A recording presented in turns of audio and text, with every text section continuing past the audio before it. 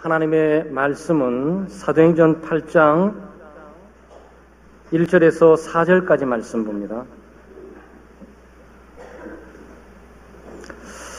사도행전 8장 1절에서 4절까지 한 구절씩 교독하고 4절은 함께 한 목소리로 낭독합니다. 그날에 예루살렘에 있는 교회에 큰 박해가 있어 사도 외에는 다 유대와 사마리아 모든 땅으로 흩어지니라.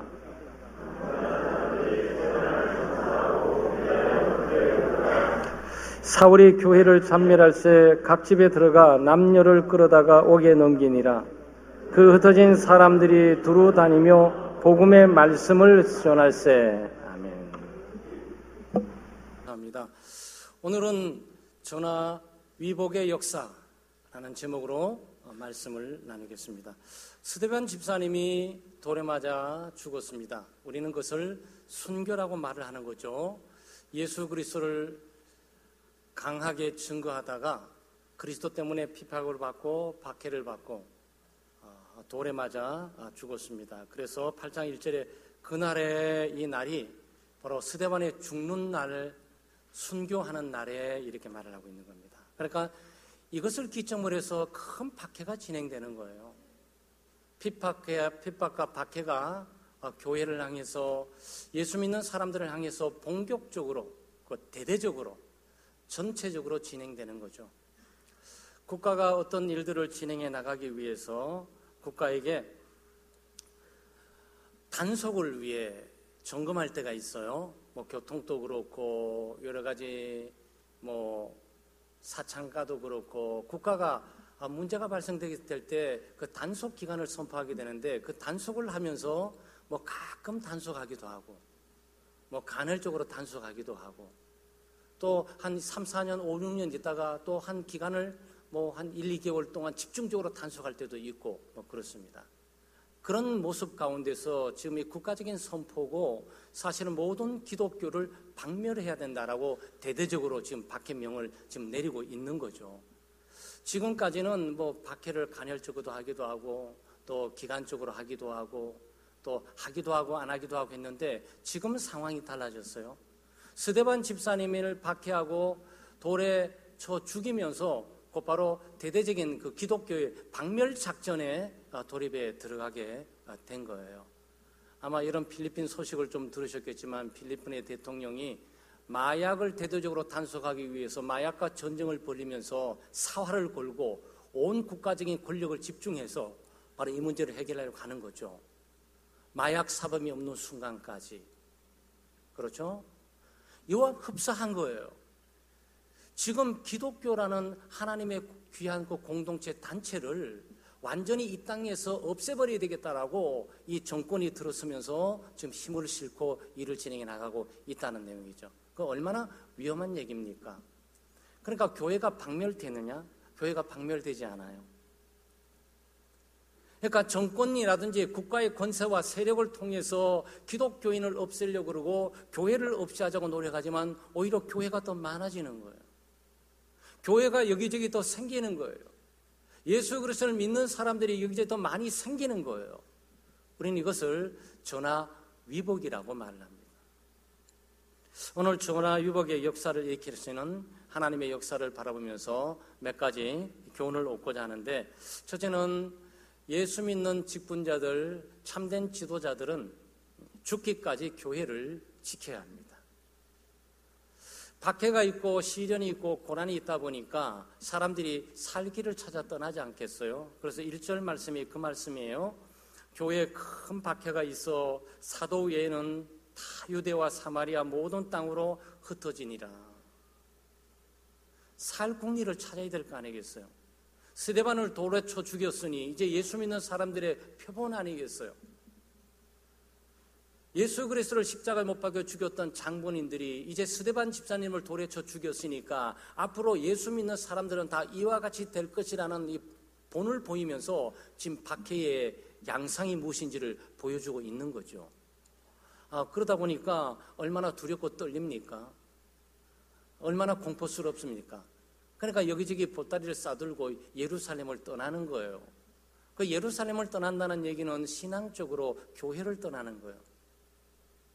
그런데 여기 일단에 떠나지 않는 사람들이 있는데 사도 외에는 그랬어요. 사도들은 남아 있습니다.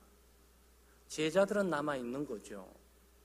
예수님과 함께 삶을 나눌 뿐만 아니고 예수님의 부활을 목격했던 예수님의 제자들, 또 소위 사도적인 직분을 갖고 있는 직분자, 이 직분자들은 예루살렘을 떠나지 않고 교회를 떠나지 않고 교회에 남아서 교회와 함께 생을 같이 하면서 교회를 지키고 있는 모습을 우리가 보게 되는 겁니다. 사실 어떤 단체든지 지도자가 없으면 그 회가 무너지게 돼 있어요. 그래서 이거는 일반 정치뿐만 아니고 경제계도 지도자 한 사람을 제거함으로써 모든 회의 힘들을 다 분산시켜버리고 없애버리려고 하는 거죠. 그러니까 일전에 이미 야고보 또 이미 순교를 했고, 또 교회는 계속 박해가 있어 왔고, 지금 스데반 집사님을 지금 주목하고, 그러니까 지도자만 주목하는 거죠. 그것도 예수를 잘 못 믿는 사람은 사탄이 건들지도 않아요. 예수를 잘 못 믿는 사람은 어려움이 없습니다. 그냥 편안하게 왔다 갔다 하실 수 있어요.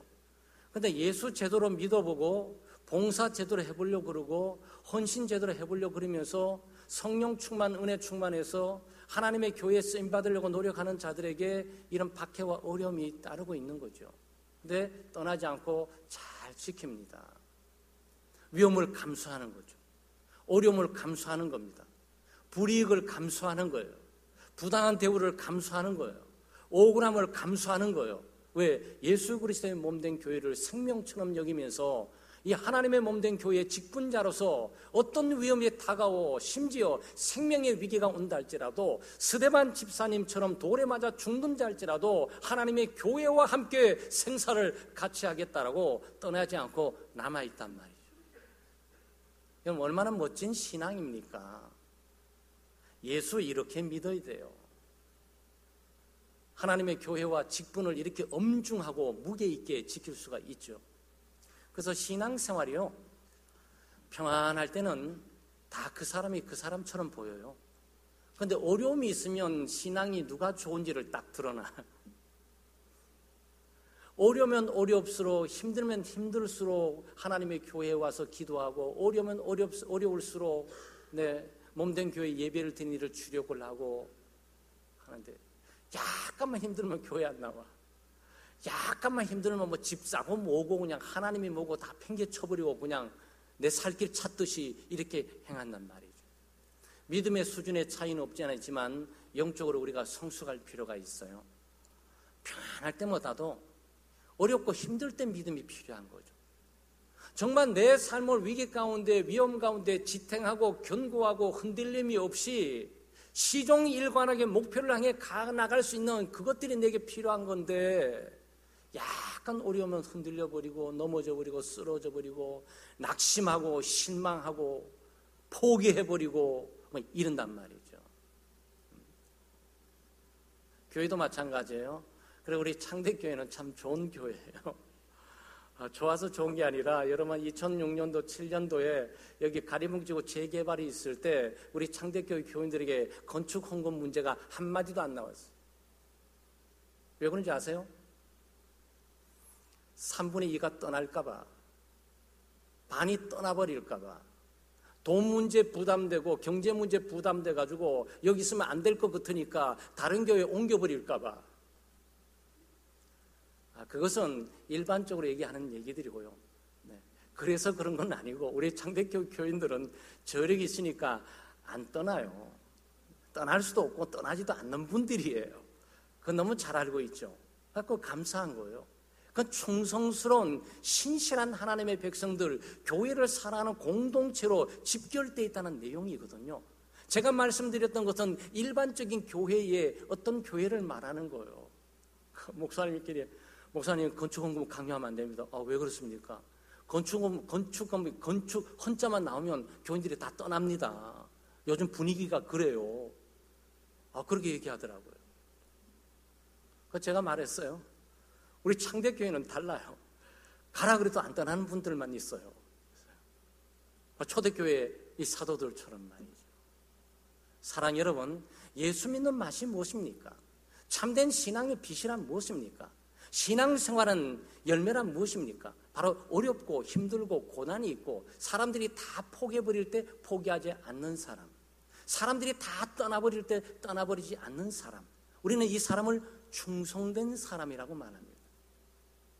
우리 창대교회 교우들은 개인적으로 어려움과 시련과 고난이 있고 핍박과 박해가 있고 때때로 부당한 대우라든지 오해를 받는다 할지라도 시험에 들지 않고 견고하게 믿음에서 자기 믿음을 지키는 성도들 되시기를 주의 이름으로 축원합니다. 교회 공동체에 어떤 어려움이 온다 할지라도 그 어려움 때문에 짐스럽다고 팽개치고 떠나는 그런 교우들이 아니라 어렵기에 내가 더 필요한 거고 힘들기에 내가 더 필요한 것이고 고통스럽기에 함께 짐져줄 사람이 필요하기에 남아서 교회 지키는 하나님의 참된 성도, 하나님의 직분자들 되시기를 주의 이름으로 축원합니다. 우리 사도들의 모습을 통해서 그걸 배울 수가 있어요. 계시록 2장 10절 말씀에 내가 장차받을 고난을 두려워하지 말라. 볼지어다 마귀가 장차 너희 가운데서 몇 사람을 옥에 던져 시험을 받게 하리니 너희가 10일 동안 환난을 받으리라. 내가 죽도록 충성하라. 그리하면 내가 생명의 면류관을 내게 주리라 그랬어요. 9절 잠깐 멈춰주세요. 교우들이 확인하고 읽어야 되니까. 이 구절은 우리 집사 안수받 직분자들에게, 권사 직분자들에게, 그 다음에 목사 안수받는 분들에게, 장로 직분을 받는 분들에게 요만한 선물을 이렇게 주는데 그 선물에 항상 요 구절이 딱 지게, 내가 죽도록 충성하라. 내가 생명의 면류관을 내게 주리라. 요 구절이 하나 딱 끝에 적혀 있어요. 근데 여기에 중요한 게 죽도록 충성하는 것도 중요해요. 생명의 면류관을 받는 것도 중요해요. 그런데 그 앞에 옥에 던져 시험을 받게 된다. 그리고 환난을 받게 된다. 옥에 갇히거나 환난을 받으면 도망가거나 피해야 된다. 그러면 네가 살리라. 이렇게 구절이 나가야 되는 거예요. 일반적인 구절은요, 옥에 갇힐 수가 있고 시험에 당할 수가 있고 환난과 고난과 시련이 다가오고 있으니까 피하라. 그럼 네가 살리라. 이렇게 돼야 되잖아. 그런데 환난이 다가오고 시험이 다가오고 여러 가지 고난과 어려움이 있는데 도망가지 말고 거기에 서 있어라. 그리고 죽어. 그리고 충성을 보이라고. 그래야 생명의 면류관을 얻게 될 거라고. 사실 임직시간에는 앞에 있는 구절들을 생략하면서 설명할 길이 없어요. 이런 설교 시간 이외에. 그렇죠? 죽도록 충성해야 되는 시간과 때가 언제입니까? 충성할 만한 환경이 있다든가, 충성할 만한 건강이 있다든가, 충성할 만한 재능이 있다든가, 충성할 만한 경제가 있다든가, 충성할 만한 여건이 있을 때가 아니고 충성할 수 없을 때, 도망가고 싶을 때, 포기하고 싶을 때, 안 하고 싶을 때, 그럴 때 충성을 하라고. 네, 이것이 하나님 말씀이 우리를 통해서 주는 교훈들입니다. 두 번째는 성도들은 불신자에게도 가마를 끼쳐야 돼요. 참 예수 믿고 예수 믿는 사람끼리 생활도 많이 하지만 예수 믿지 않는 사람들하고도 생활도 많이 해요. 실제로 가정에도 예수 믿지 않는 부모들이 있고 예수 믿지 않는 남편이 있고 예수 믿지 않는 아내가 있고 예수 믿지 않는 자녀가 있고 학교에 가면 예수 믿지 않는 우리 학생들이 많이 있고 직장에 가게 되면 예수 믿지 않는 선배가 있고 예수 믿지 않는 후배가 있고 예수 믿지 않는 동료들이 있고 아니 무인도에 살지 않는 이상 어디를 가도 사람과 우리가 만나 생활할 수밖에 없어요. 그래서 사람은 사회적인 존재이죠. 그런데 우리가 교회 생활 가운데 믿음으로 칭찬을 듣기도 하고 평판 듣기도 쉽지가 않지만 예수 믿는 사람들이 예수 믿지 않는 사람들의 세계에서 칭찬을 듣고 평판을 듣는다는 것은 참 쉽지가 않습니다. 우리의 문제가 뭐죠? 교회 내에서는 잘 믿고 좋은 직분 갖고 있고 박수를 받고 봉사하고 헌신하도 칭찬받는데 집에서 예수 믿지 않는 남편, 예수 믿지 않는 아내에게는 저거 예수 믿는 사람 맞아. 저게 정말 신앙생활 하는 거야. 이렇게 느껴질 때, 바로 그럴 때 우리가 얼마나 슬픈 일이 있겠어요. 자녀들도 우리 어머니는 집사님이고 우리 아버지는 안순 집사님이고 우리 아버지는 목사고 우리 아버지는 장로님이시니까 정말 훌륭하다. 아버님 정말 존경스럽고 어머니는 뭐 존경스러워 그러는데 교회 오고 싶지가 않아. 교회는 따는 어머니야. 교회 오면 그 어머니는 바뀌어져. 그 아버지는 바뀌어져. 경건하고 거룩하고 바뀌어지는데 집에서는 전 불신자인 우리들에게 전혀 영향력을 주지 않는 분으로 남아있어. 이건 얼마나 슬프겠습니까? 그런데 오늘 본문에서 그 내용이 얘기되고 있어요. 2절 말씀에 경건한 사람들이 스데반을 장사하고 위하여 크게 울더라 그랬어요.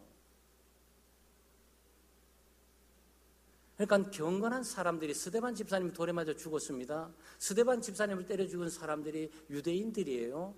유대인들이 때려 죽였는데 이 때려 죽고 난 죽은 자들을 장례할 사람이 크게 없어요. 그런데 일단의 경건한 사람들이 장례를 다 시신을 거둬서 장례를 치러줄 뻔 아니고 거기서 울었다는 내용이에요. 형제도 안 울어주는 이 장례에 부모의 형제 죽어도 잘 울지 않는 메마른 이런 세상 속에서 자기와 전혀 관계없는 돌에 맞아 죽은 어떤 일단의 청년을 붙들고 울고 있는 일단의 무리들을 여러분이 발견한다고. 여기에 경건한 사람이 누구냐고요? 이 장례를 치러진 사람이 누구냐고요? 궁금하죠? 유대인들이에요. 유대인들은 예수 믿지 않는 사람들이에요. 여기에 경건한 사람이란 예수 그리스도를 구주로 믿는 사람이 아니고 예수 믿는 사람이 아니고 교회 이론들은 다 예루살렘 떠나고 없어요. 사도들은 아마 교회를 지키면서 거기에 첩첩산중에 사람들의 감시에서 나오지 못할 가능성도 많이 있고요. 그 돌에 맞아 죽어서 피투성이가 돼서 그 시신이 얼마나 처참하겠습니까? 그런데 일단의 유대인들이 돌을 던진 그 일단의 무리들 가운데 어떤 무리들이 바로 이 스데반 집사님을 장례를 치르고 울고 있단 말이죠. 여러분 이걸 아셔야 돼요. 구약 성경 유대 율법에 의하면 돌에 맞아 죽은 이 중죄인들은 가까이 가서는 안 돼요. 그 중죄인을 절대로 장례를 치러줘서는 안 돼요. 그 중죄인을 향해서 애도한다고 해서는 절대 안 돼요. 그건 불법이에요. 그럼 지금 이 사람들 뭘 하고 있는 거죠? 불법을 저지르고 있는 거죠. 위험을 감수한 거야. 이 일의 대가가 얼마나 처참해질지를 알고 있는 사람들이에요.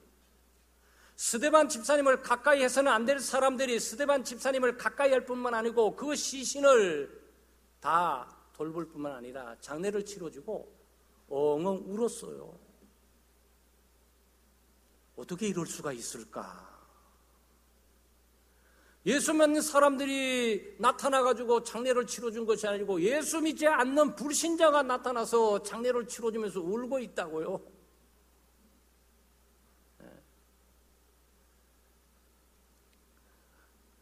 다른 방법이 없어요. 스데반 집사님은 물론 이 사람들을 추정할 수 있어요. 동네에 있었던 같이 살았던 사람이다, 주변에 있던 사람이다 이럴 줄 모르겠지만 이 사람들은 예수를 믿지 않는 불신자들이지만 스데반 집사님을 인간적으로 좋아하는 사람이야. 인간적으로 사랑하는 사람이야. 예수를 믿고 종교가 다르지만 너무 아쉽고 안타까워요. 저런 사람은 기독교라 종교적인 문제를 뿐만 아니고 저런 사람은 사회에 오래 남아 있어야 될 사람인데 우리 곁을 떠났기 때문에 너무 가슴 아파서 자기들에게 불이익을 당하고 부당한 대우를 받을 것들을 다 감수하고 그리고 스데반 집사님에게 다가가서 그 시신을 거둬주고 그리고 장례를 치면서 울었어요.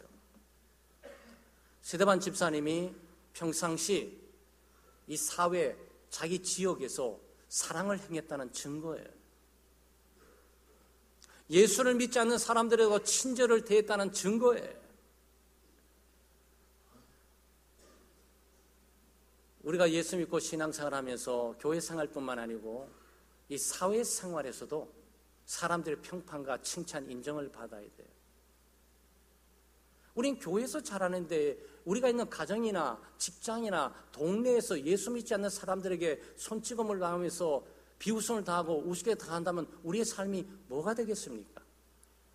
우리는 세상의 빛과 소금이 되어야 되는 것이지 교회의 빛과 소금이 아니고 세상 속에서 빛과 소금이 되어야 된단 말이죠.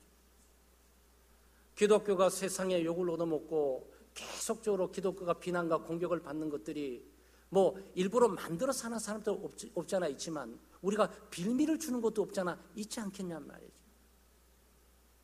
여러분 스데반 집사님처럼 교회 생활, 신앙 생활뿐만 아니고 이 사회 가운데 직장에서 가정에서 믿지 않는 사람들의 사랑도 받아야 되고 믿지 않는 사람들의 존경도 받아야 되고 믿지 않는 사람들의 칭찬도 받아야 되고 믿지 않는 사람들의 평판도 들어야 돼요. 저는 가끔 생각합니다. 장례도 치르는 목사가 아니겠어요? 목사가 장례를 많이 치르게 되는데 제가 눈을 감을 때 누가 나를 위해서 울어줄까? 첫째 이게 궁금하고요.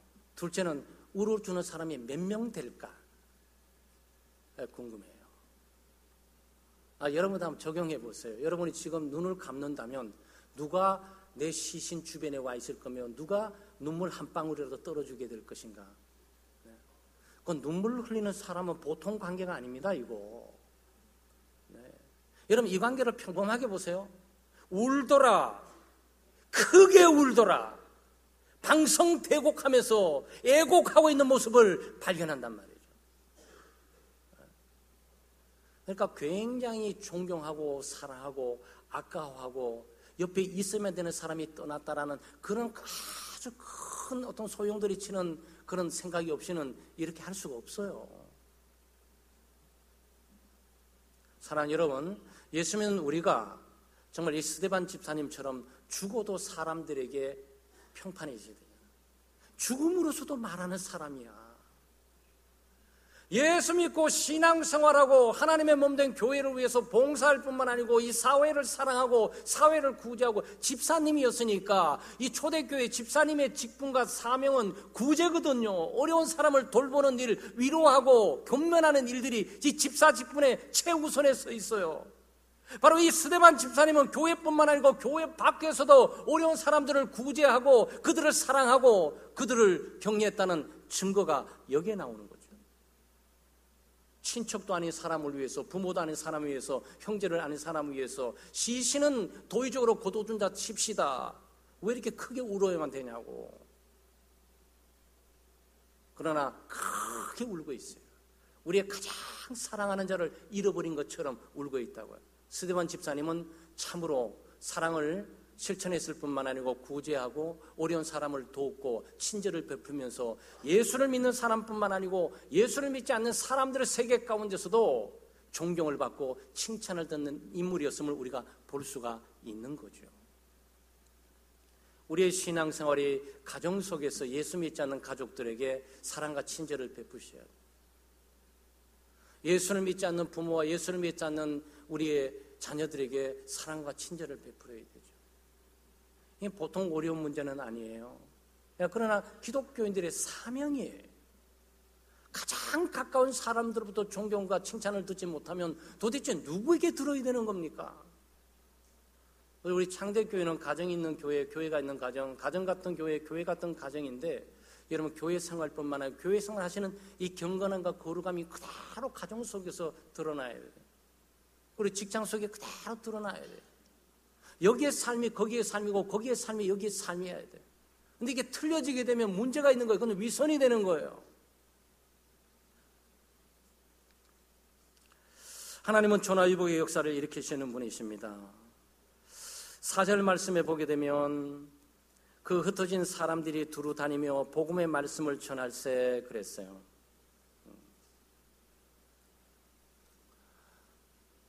복음의 말씀을 전할세 이 얘기는 뭡니까? 흩어진 사람들이 여기저기 흩어져서 하나님의 복음을 전하면서 예수 믿는 사람들을 모으고 하나님의 교회를 세웠다는 얘기죠. 사실은 이 박해의 목적은 박멸이에요. 박해가 있고 핍박에 있는 것은 기독교를 이 땅에 다 쓸어버리고 없애버린 것이 목표인데 이 목표가 오히려 반전되면서 역전되면서 오히려 교회가 발전되고 성숙하고 성장하면서 하나님의 교회가 여기저기 더 많이 생기게 되는 역사가 일어났단 말이죠. 그래서 우리가 제목을 전화위복이라고 한 겁니다. 화가 복이 된 거예요. 화라고 생각했는데 화가 아니었구나. 이게 복을 향해 갔던 출발점이었구나라는 부분을 깨닫게 되는 거란 말이죠. 우리는 이것을 전화위복이라 그럽니다. 아무리 삶 속에 많이 경험하게 돼요. 그래서 사실 사람을 참 흥분시킬 뿐만 아니고 사람의 삶을 역동적으로 새롭게 만들 수 있는 것이 역전 또는 반전이에요. 그런데 하나님은 역전과 반전을 일으키시는 분뿐만 아니고 화를 복으로 바꿔주시는 분, 핍박과 박해를 성공과 승리로 바꿔주시는 분, 교회의 박멸적인 상황들을 오히려 교회의 부흥과 성장으로 바꿔버리시는 분, 이 분으로 우리에게 보여지고 있는 거예요. 아마 여러분도 많이 경험할 거예요. 개인적으로 병이 들었어요. 그동안 건강의 중요성도 모르고 건강했던 발들이 있을 때 교회나 갈 걸 이동산투동 다니면서 헛된 짓만 많이 했구나라는 걸 깨닫고 믿음을 회복하고 건강의 소중함을 회복하고 하나님의 소중함을 회복하고 또 건강을 잃어버리고 병 가운데 있는 동안에 기도를 어찌 그렇게 많이 했는지, 정신말짱하고 기도 많이 해야 될 환경과 여건이 있을 때 그때 기도 많이 했어야 되는 건데 그때는 제대로 한 것이 없고 지금 하나님이 부르는 시간이 가까울 듯한 이 질병 가운데 있을 때 내가 기도하다니 라는 부분을 깨닫게 되는 거죠. 그래서 그 질병이 복이 되는 거예요. 하나님을 더 의지하고 신뢰하게 되는 거고 하나님께 더 가까이 나가게 되는 것이고 보이는 것보다도 보이지 않는 것들이 소중함을 깨닫게 되는 것이고, 네? 거기다가 하나님께서 불쌍히 여기셔서 질병을 치료하게 될 때 건강한 모습을 때 영육간에 새로워져서 하나님의 보좌 앞에, 사회 앞에, 가정 앞에 서게 되죠. 아마 여러분 가운데 그걸 경험하신 분도 많으실 거예요. 사업을 실패해가지고 망했구나, 죽었구나, 한강 가야 되겠다, 다 끝났어. 그랬는데 그때 한 가닥 희망을 갖고 그래, 마지막 새벽에 가서 하나님께 보고하고 가자. 잊어버렸던 신앙 찾기 위해서 교회 새벽기도 하는데 하나님의 은혜를 주셔서 펑펑 물고 회개하고 그래, 죽을 힘이 있으면 살림도 있지 않을까, 죽을 각오가 돼 있다면 사는 것이 더 효과적이지 않을까라고 깨닫고 열심히 신앙생활을 하면서 다시 조그만 구멍 까기도 시작해서 나중에는 옛날에 잃어버렸던 회사에 100배, 20배를 더 많이 갖고 말이죠. 승리하신 분들이 계세요. 그러니까 사업의 실패가 하나님을 얻게 되는 거고 하나님께 가까이 되게 되는 것이고 잃어버렸던 신앙을 되찾게 되는 것이고, 네? 교회의 소중함을 깨닫게 되는 것이고 뿐만 아니고 모든 것들은 하나님께서 주시는 것이구나라고 하나님의 주권을 깨닫고 또 하나님께서 잃어버렸던 모든 사업체를 다 돌려주게 되는 그런 것들을 얻게 되는 복을 얻게 되는 거죠. 그 전화위복이에요. 아마 여러분 개인적뿐만 아니고 공동체적으로 가족적으로 말이죠. 때때는 큰 패배 가운데 있는데 이 패배가 낙심하고 실망하고 다 끝났다 싶은데 그렇지만 이 패배를 듣고 한번 나갈 수 있는 길은 없을까 기도하고 해서 하나님께서 길을 열어주시고 사람을 만나게 하시고 다시 패배를 승리로 바꾸지는 것들을 경험하게 되잖아요. 그래서 고난은 위장된 축복이기도 하고 내 실패는 성공을 향한 발판이기도 하고 바꿔지는 역사가 있게 되는 거란 말이죠. 그게 하나님의 섭리예요, 여러분. 하나님은 그렇게 일하신다고요. 로마서 8장 28절 말씀에 모든 것이 합력하여 선을 이룬다, 이걸 말하고 있는 것이 아닙니까? 모든 게 합력의 선을 이루신다. 네. 질병과 건강, 성공과 실패, 네. 패배와 승리, 이 모든 것들을 통괄해서 하나님이 합력의 선을 이루는 것이지 성공만 가도록 되어 있는 것도 아니고 실패만 가도록 되어 있는 것도 아니에요.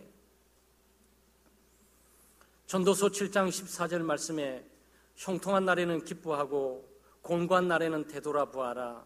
이 두 가지를 하나님이 병행하게 하사 사람이 그의 장래 일을 능히 헤아려 알지 못하게 하셨느니라 그랬어요.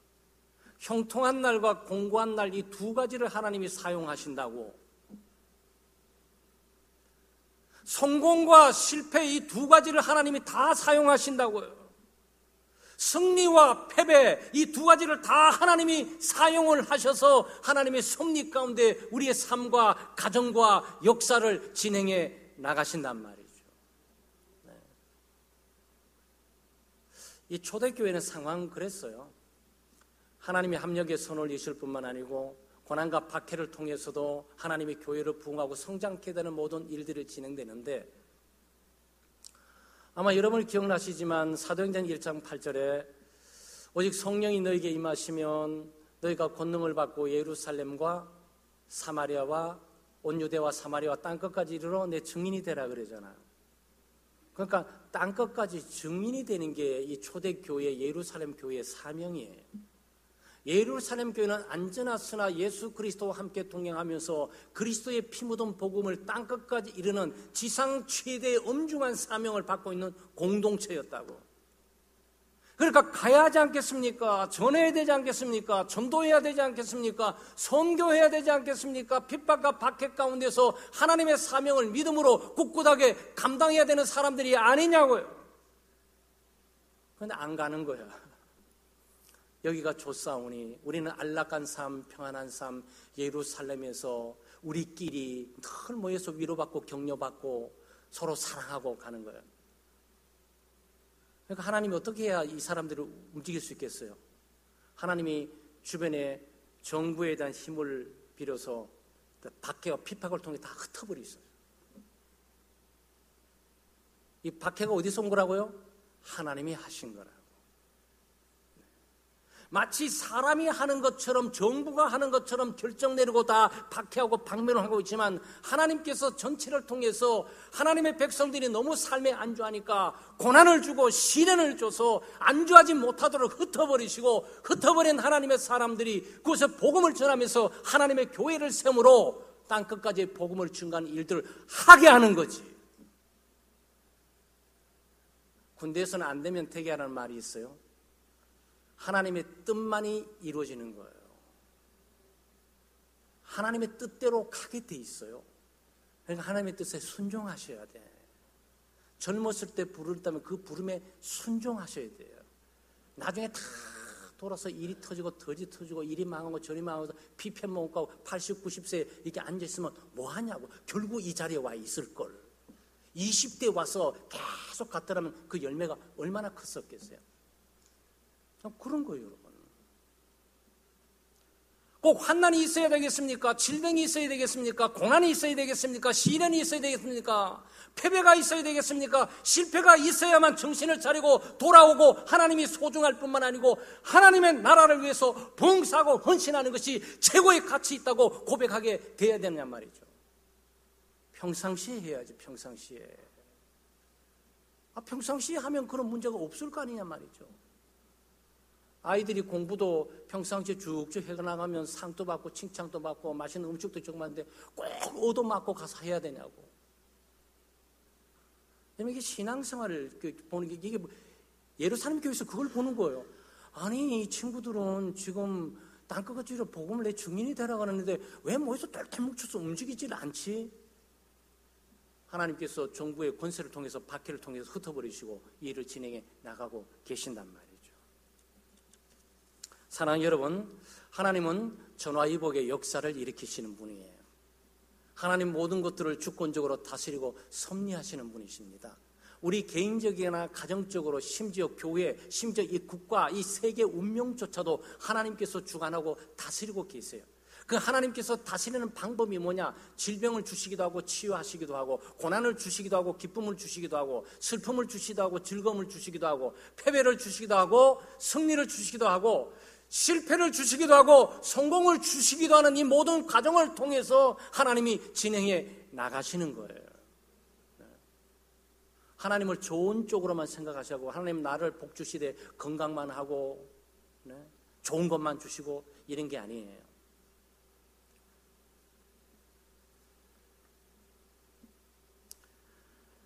많은 하나님의 백성들이 고난 가운데 하나님의 큰 일들을 했어요. 그러니까 고난 가운데, 시련 가운데 믿음이 견고해지는 거예요. 고난과 시련을 통해서 하나님의 나라가 확장되는 거예요.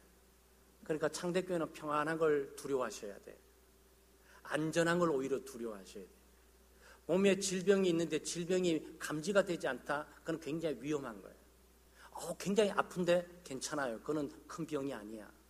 근데 아무 아픈 것도 못 느낀다? 그건 굉장히 위험한 거예요. 그래서 약간의 고난이 필요해요.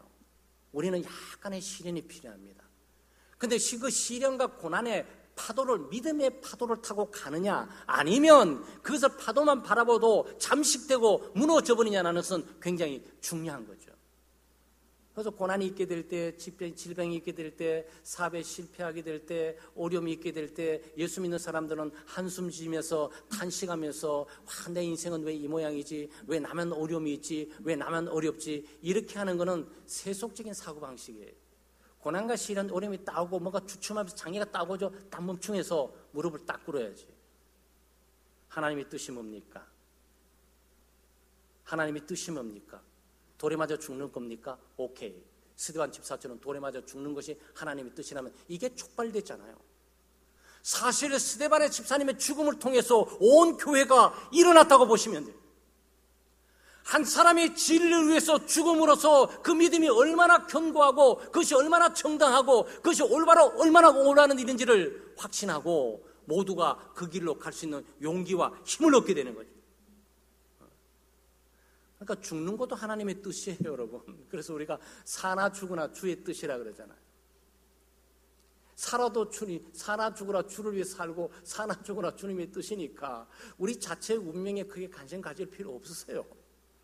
왜냐하면 그 운명은 하나님께서 이미 태어나게 하셨고 진행하고 가시고 끝까지. 여러분 죽는 날짜 결정하실 수 있습니까? 결정할 수 없어요. 살아나갈 때 날짜 결정할 수 있습니까? 누구든지 장담할 수 없어요. 이 땅에 여러분 오겠다고 하나님 앞에 협상해가지고 날 이 땅에 보내주세요. 1957년도, 1960년도 보내주세요. 여러분 결정해서 오셨습니까? 아니에요. 여러분 의사는 그거 전혀 반영되지 않았어요. 전부 하나님께서 그냥 자의적으로, 임의적으로, 주권적으로 진행해 나가시는 거예요, 여러분. 이 역사도 마찬가지죠. 사랑하는 여러분, 하나님은 합력의 선을 이루시는 분이에요. 혹시나 우리 가운데 개인적인 어려움이나 시련이 있고 고난이 있고 일이 잘 풀리지를 않고 마음에 속상한 일이 생기고 부당한 일이 생기고 억울한 일이 생겨가지고 거기에 매여 있지 마세요. 왜냐하면 하나님이 합력의 선을 이루시니까 그 일이 촉발돼서 더 좋은 곳으로 인도하시는 거지. 그 일이 촉발돼서 더 나은 길로 인도하시는 거죠. 그 일을 시작으로 해서 그 화가 복이 되는 방향으로 하나님께서 바꾸시고 인도해 가고 계시는 거예요. 그게 우리가 믿는 믿음입니다. 사랑하는 여러분, 하나님은 전화위복의 역사를 일으키는 하나님이세요. 그 어려운 시대에 우리 믿음을 잘 지켜야 되죠. 우리 가운데 어려움 가운데 시련 가운데 고난 가운데서도 믿음 지키고 있는 분들이 계세요. 박해와 비박이 다가올지라도 굳건하게 개인적인 믿음을 지키시면서 또 직분을 견고하게 지키시고 예루살렘을 떠나지 않고 그리고 주변의 사람들에게 예수 믿는 우리끼리뿐만 아니고 예수 믿지 않는 사람들의 세계 가운데서도 나를 위해서 울어줄 수 있는 사람이 있다면, 내 죽음에 대해서 애도할 만한 예수 믿지 않는 불신 사람들이 있다면 우리 신앙생활은 제대로 했다고 볼 수 있어요.